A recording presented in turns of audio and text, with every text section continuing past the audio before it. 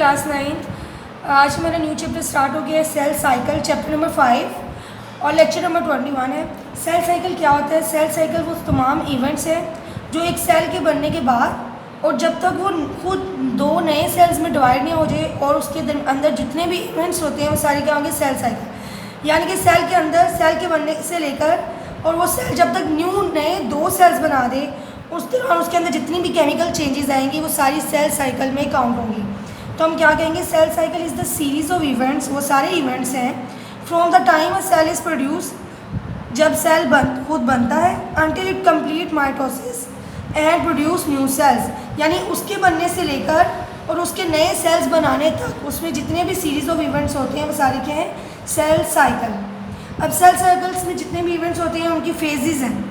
तो cell cycle consist of two major phases, interphase and mitotic phase. Mitotic phase तो वो हो गया ना जब सेल अपने आप को डिवाइड करेगा 1 से 2 में। इंटरफेज वो फेज़ है जिसमें सेल अपने आप को तैयार करता है, प्रिपेयर करता है माइटोटिक फेज़ के लिए। माइटोटिक फेज़ में सेल ने 1 से 2 बनना है, लेकिन 1 से 2 में डिवाइड होने के लिए डेफिनेटली उसको कुछ ना कुछ मटेरियल केमिकल्स चाहिए होंगे। वो सारे मटेरियल केमिकल्स प्रोटीन वगैरह वो कौन से फेज़ में? इंटरफेज में अपने आप को प्रिपेयर करेगा। तो हम कह सकते हैं interphase cell prepare itself for division, अपने आप को डिवीजन करने के डिवाइड करने के लिए वो अपने आप को तैयार करेगा। माइटोटिक फेज क्या होगी? Negatively short period of cell, ये वो फेज़ है जिसमें सेल अपने आप को डिवाइड करेगा, ठीक है। और ये इंटरफेज से शॉर्ट पीरियड, यानी कि डिवीजन में बहुत थोड़ा टाइम लगता है लेकिन इंटरफेज में बहुत ज़्यादा टाइम लगता है क्योंकि सेल को वो सारा मटेरियल तैयार करने में टाइम कंज्यूम होता है। नेक्स्ट हम इंटरफेज स्टडी करने लगे हैं। इंटरफेज इज़ द टाइम, ठीक है, सेल का वो टाइम है when a cell's metabolic activity is very high as it perform its various function.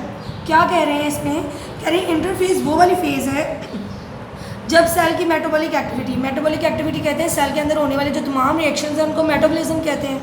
तो जब इंटरफेज में सेल की मेटाबॉलिक एक्टिविटी बहुत हाई होती है, क्यों हाई होती है? क्योंकि सेल रिएक्शन जल्दी जल्दी करता है और उसमें वेरियस फंक्शन परफॉर्म करने होते हैं, इसलिए उनके अंदर सारे केमिकल रिएक्शन जल्दी से हो रहे होते हैं इंटरफेज में।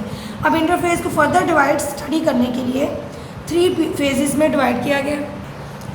अब हम इंटरफेज को डिटेल से स्टडी करें। इंटरफेज की फर्दर 3 फेजेस हैं, G1 phase, S phase and G2 phase. ये फेजेस किस तरह बनी है? ये सेल के अंदर जो रिएक्शंस हो रहे हैं उनकी बेसिस पे बनी है। G1 फेज को हम कहते हैं फर्स्ट गैप, गैप से G कहा गया इसको first gap. S phase mean synthesis phase, इसमें क्रोमोसोम यानी कि जो DNA है वो अपने आप को डबल कर लेते हैं, इसलिए उसको सिंथेसिस फेज कहते हैं। नेक्स्ट G2 फेज यानी कि सेकेंड गैप। अब G1 फेज क्या है? जैसे ही सेल बनता है, यानी कि एक नया सेल जब बनता है उसके बाद जो उसके अंदर रिएक्शन होते हैं वो सारे G1 फेज में काउंट होते हैं, ठीक है। तो G1 फेज क्या होगी? Cell increase its supply to protein, cell अपने अंदर प्रोटीन की सप्लाई क्या कर लेती है? इंक्रीज कर लेती है। एक्चुअली G1 फेज में जितने भी रिएक्शंस होंगे वो वाले होंगे जिसमें सेल अपने आप को S फेज के लिए तैयार कर लेगा, यानी कि S फेज में जितने भी काम होने हैं उसके लिए G1 में वो अपनी तैयारी कर लेंगे। तो सबसे पहले वो प्रोटीन तैयार कर लेंगे जो उनको S फेज में चाहिए।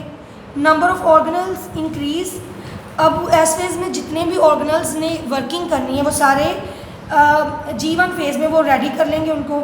सेल साइज में बड़ा हो जाएगा, growth in size. It's this phase synthesis various enzyme that require in next phase, यानी कि डिफरेंट एंजाइम जो हमें नेक्स्ट फेज में चाहिए वो भी G1 फेज में प्रिपेयर होंगे। नेक्स्ट हमारे पास S फेज, यानी कि जिसको आप पहले पढ़ चुके हैं, ये है सिंथेसिस फेज। सिंथेसिस किसकी सिंथेसिस? क्रोमोसोम की synthesis.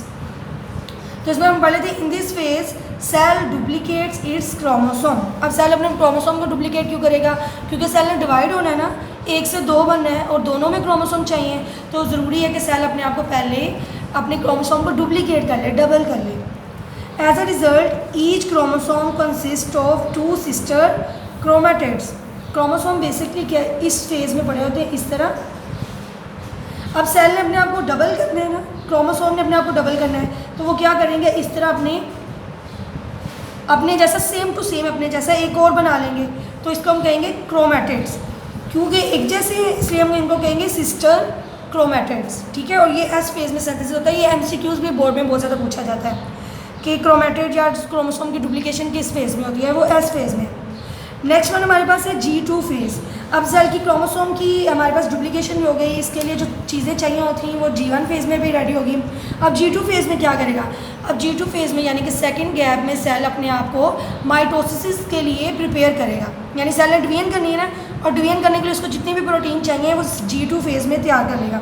Cell prepare protein essential for mitosis, mitosis के लिए जो प्रोटीन ज़रूरी है वो बनाएगा, mainly for production of spindle fibres. Mitosis में स्पिंडल फाइबर्स बनते हैं, वो बनाने के लिए प्रोटीन चाहिए, वो G2 फेज़ में बनेगी। After G2 phase cell enter into division phase यानी कि M फेज़, जिसे माइटोसिस फेज़ कहते हैं, in which cell divides into the 2 daughter sales.